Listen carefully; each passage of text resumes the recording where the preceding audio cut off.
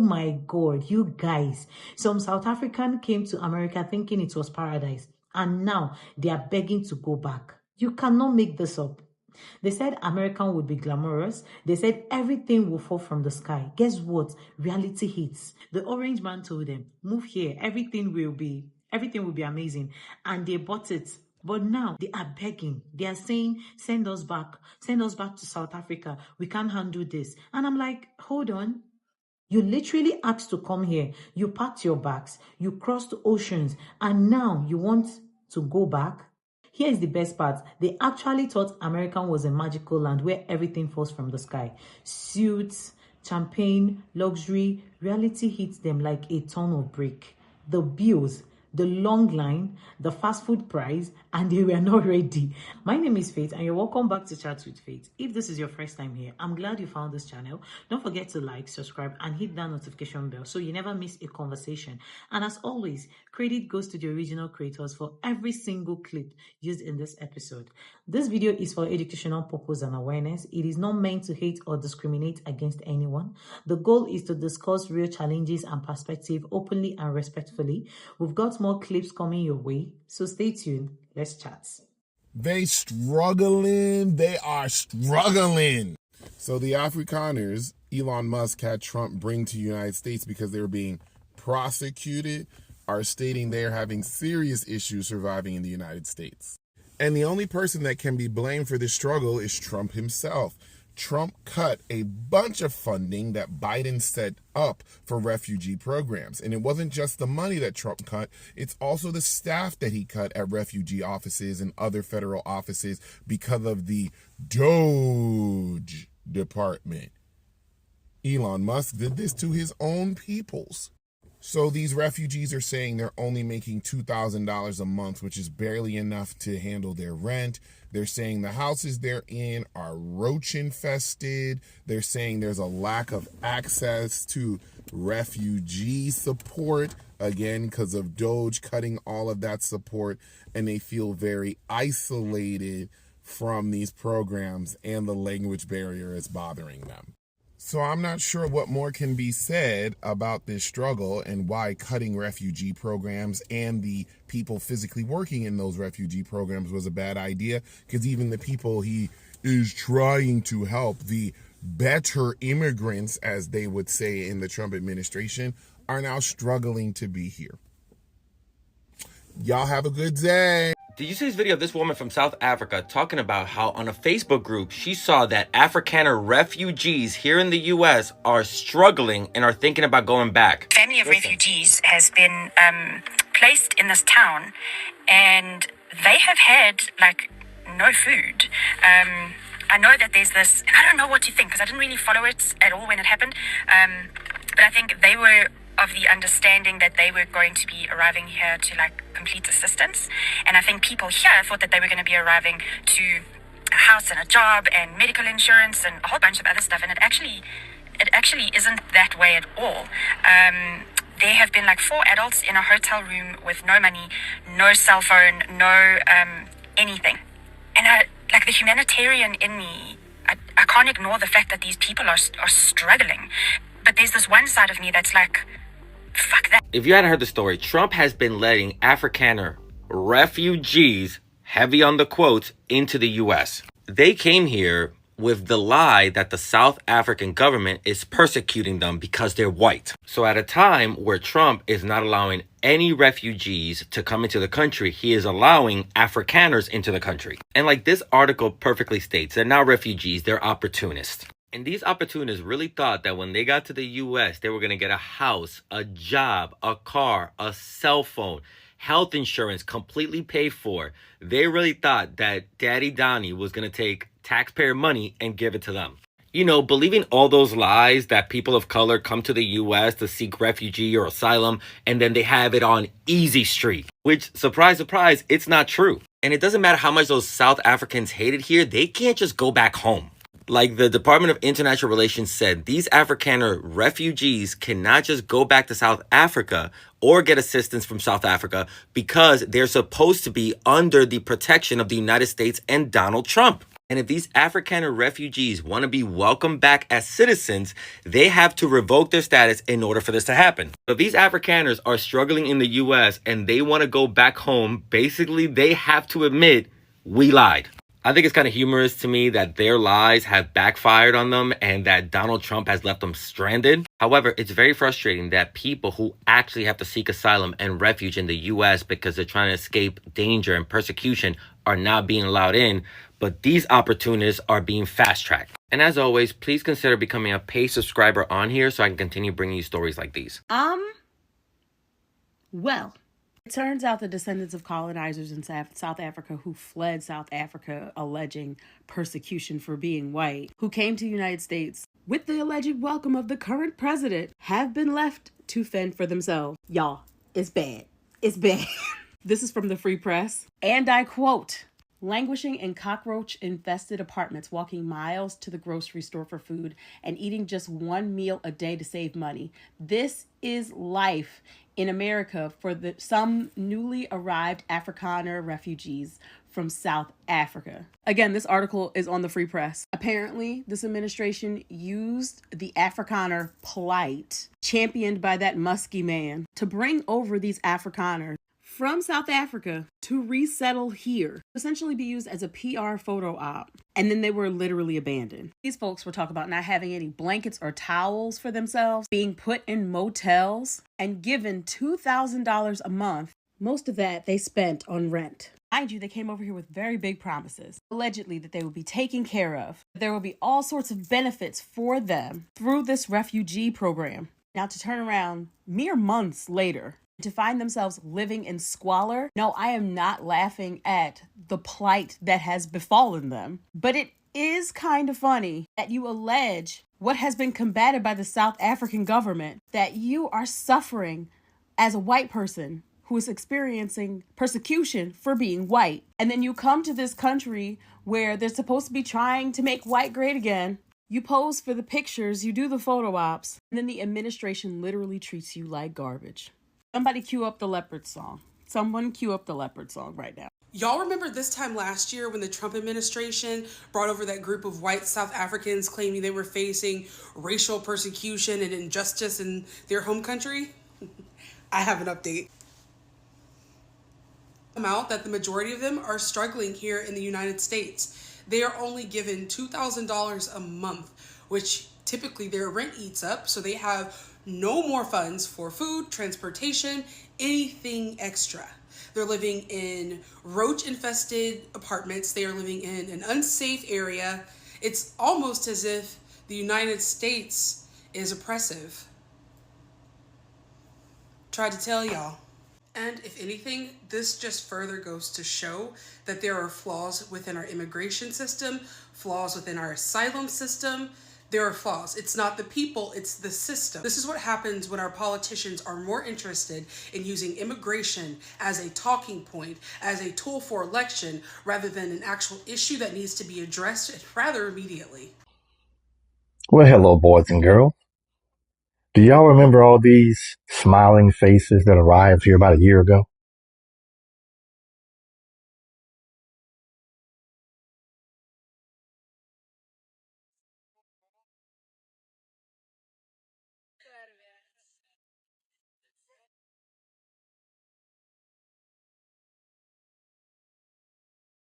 Farmers are being killed. I have people that live in South Africa. They say it's a terrible situation taking place. So we've essentially extended citizenship to those people to escape from that violence and come here.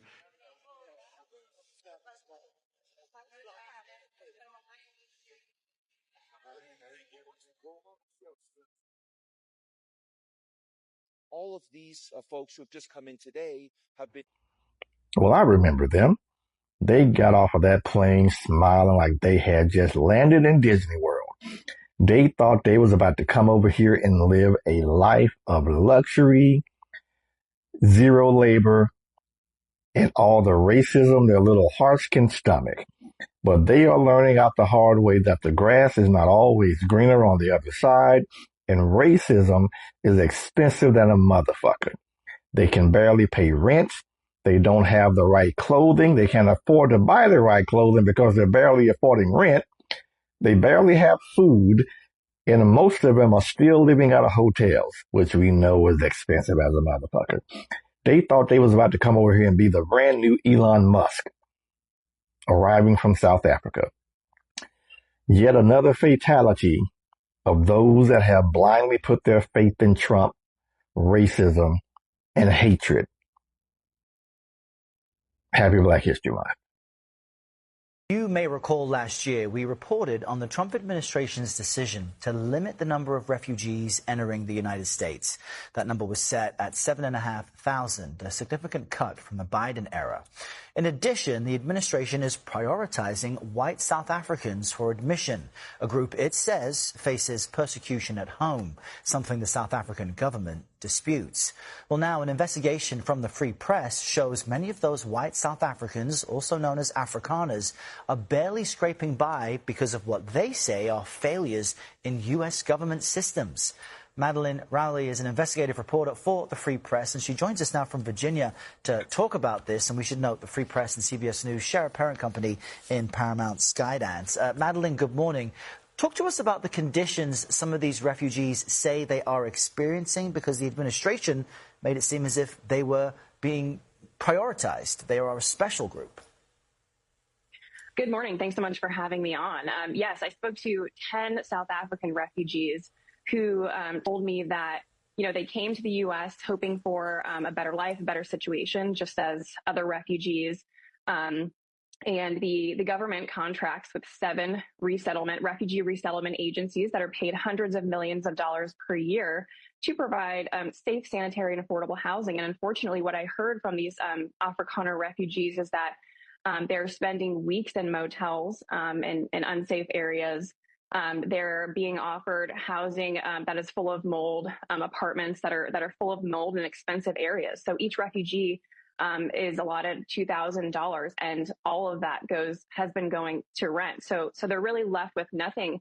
And these agencies are supposed to help them apply to jobs, obtain temporary benefits such as SNAP and Medicaid, and basically other people from the community, like neighbors, are having to step in because they just, in some cases, can't even get a hold of their resettlement agencies. And Madeline, what jumps out to me about what you're saying is we have this almost split screen between what you're describing their life is like now and how they looked in May of 2025 when they were being welcomed here. They were holding American flags. They had smiles on their faces. When you asked refugee groups about these issues with the resettlement process, what are they telling you? How common is this? Well, from what I could tell, there's an entire network of people as they come. People I spoke to came as soon as 2 weeks ago. And what they do is, they have a network through social media groups and WhatsApp, and they're all realizing, oh no, I'm stuck in this hotel. I only have a certain amount of food. They don't have transportation. They don't have the right clothing. I talked to 3 refugees who are in Detroit. It's very cold there. They do not have coats. So they're realizing that they really feel. I don't know any immigrants in my personal life. I don't know any immigrants in my personal life that don't have a job. I don't. Every immigrant I know, we have about the same color skin or darker, and they all have a job, and they all get taxed, and they all pay the IRS because, they buy into the system. Every immigrant I know, do they have 100% control of the English language? No, they don't. They have an accent and it's thick sometimes. And yet somehow they manage to hold down a job. So I don't know any immigrants who get free money. I don't know any immigrants who get whatever free amount of money or housing. I don't know any of them. Every immigrant I know has a job, dude. Has a effing job. And they work. So when I hear certain people say, oh, all these immigrants are just getting free money and free housing and free this, I don't know who you're talking about. I've never met one. Where are they? Because I want to get some free money. I want to get free money. I have a job too. I also want to get free money and free housing. Where are all these benefits these people are getting? Where are they? Tell them. Stop gatekeeping. Tell me, please. I want to get free money too. Huh? Huh? Everyone thinks, oh, you just come over here and everything's free. Y'all think it's free. Free. Easy. Everyone I know has a job, dude. Let me show you another side of America. And this is especially for the Afrikaners that's really thinking about taking that refugee status and thinking you might have a better chance in life. But no one has told you about the other side of America. Because remember, when you go in there, you have to start right at the bottom. So this really gives you a chance to rethink about lying on that application that you're prosecuted because of your race.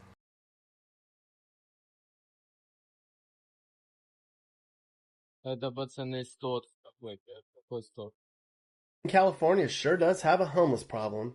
Driving around town, there's homeless encampments all over the place. They're on the sides of the roads and dirt lots. There's long stretches of them on sidewalks. Some are in tents, some are in RVs, some are actual encampments with makeshift structures where hundreds of people gather into communities. It's estimated there's about 5,000 homeless individuals throughout the city. I am equally, if not more so. I want you to leave. Oh my God. Oh my God. Oh my God. Oh my God. Oh my God. Year, we reported on the Trump administration's decision to limit the number of refugees entering the United States. That number was set at 7,500, a significant cut from the Biden era. In addition, the administration is prioritizing white South Africans for admission, a group it says faces persecution at home, something the South African government disputes. Well, now an investigation from the Free Press shows many of those white South Africans, also known as Afrikaners, are barely scraping by because of what they say are failures in U.S. government systems. Madeline Rowley is an investigative reporter for the Free Press, and she joins us now from Virginia to talk about this. And we should note the Free Press and CBS News share a parent company in Paramount Skydance. Madeline, good morning. Talk to us about the conditions some of these refugees say they are experiencing, because the administration made it seem as if they were being prioritized. They are a special group.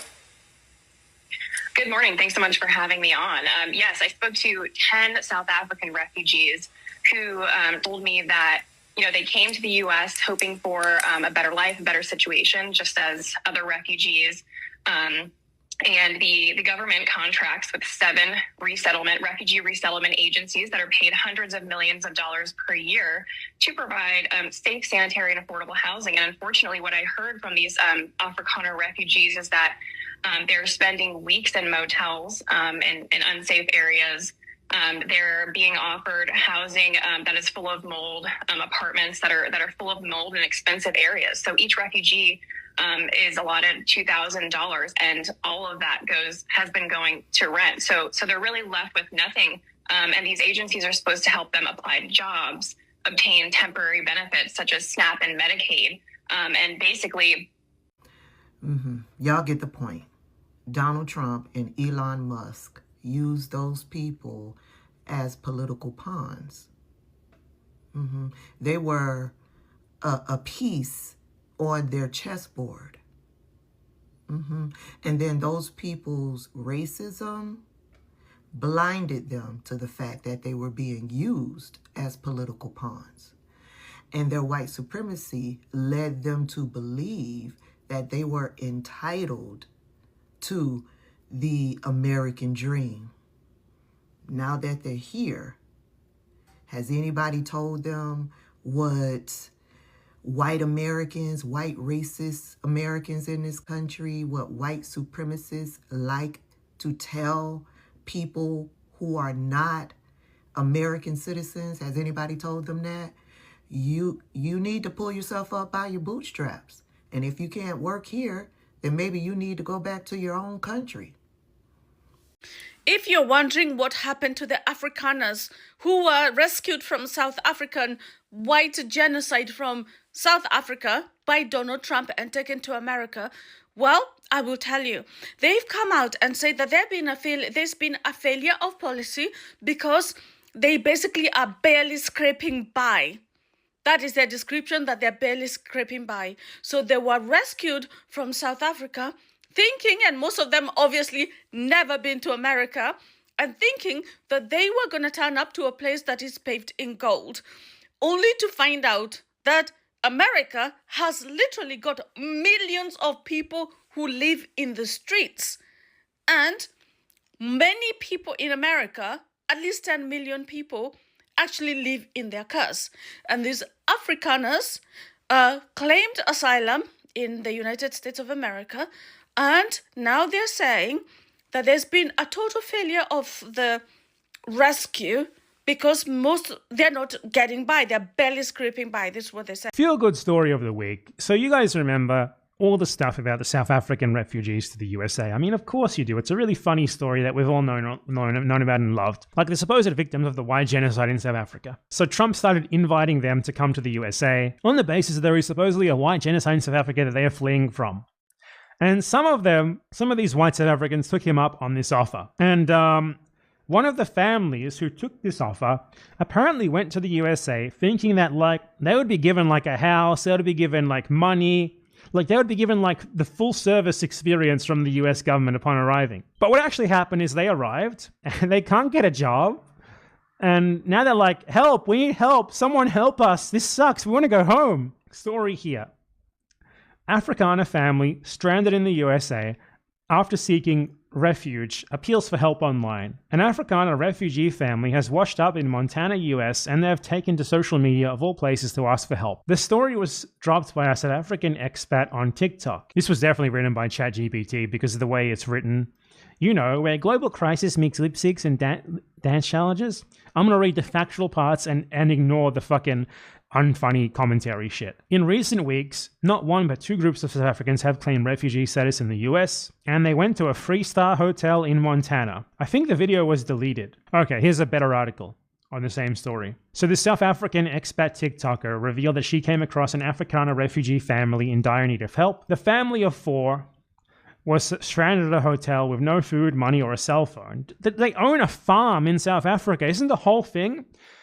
The farmers are being killed. How do they have no money if they own a farm? What happened there? The woman said of the refugees, they were understanding that they would be arriving here for complete assistance. People thought they would be arriving at a house, a job, medical insurance, and other things. It isn't that way at all. Because of the political situation, they are really struggling to get jobs. The woman revealed that she had left South Africa more than a decade ago, but had gone through a lengthy process. She also criticized Afrikaner refugees for having unrealistic expectations. She continued, one side of me is like, fuck that. My husband and I went through all this red tape and we got our visas. We've been here 10 years. We did everything the right way.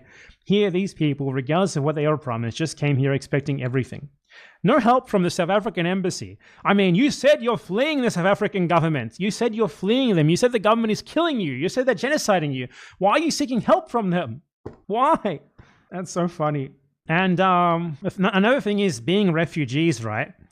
Because if you're a refugee, it's because you can't go home to your other country usually, or at least for a period of time. Because the whole point of being a refugee is this idea that you'll be unsafe in your home country. So they can't just go home to visit or anything. So it's looking like these incredible Afrikaner refugees are probably going to end up going right back to South Africa, you know, which is exactly what refugees do. You seek refuge, you go to another country, you get refugee status, and then 2 weeks later you return home because there's no free Wi-Fi and no Starbucks gift card. The classic normal refugee experience, you know. I just thought there was a really funny story that is extremely relevant to, you know, the recurring topic of the South African white genocide narrative that keeps coming up on my channel.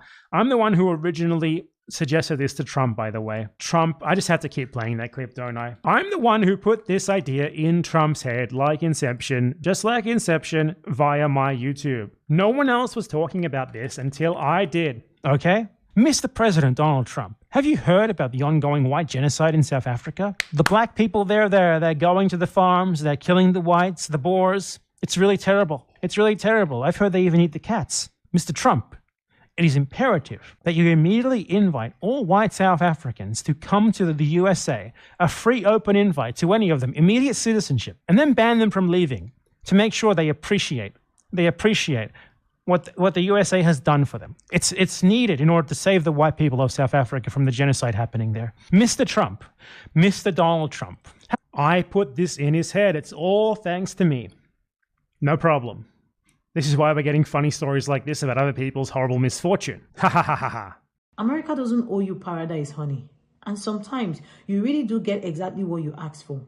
Honestly, this story is everything. Racism is expensive, and this proves it. The orange man flew all South Africans to America, private jets and all, promising them paradise. Meanwhile, many of these people were already living well at home.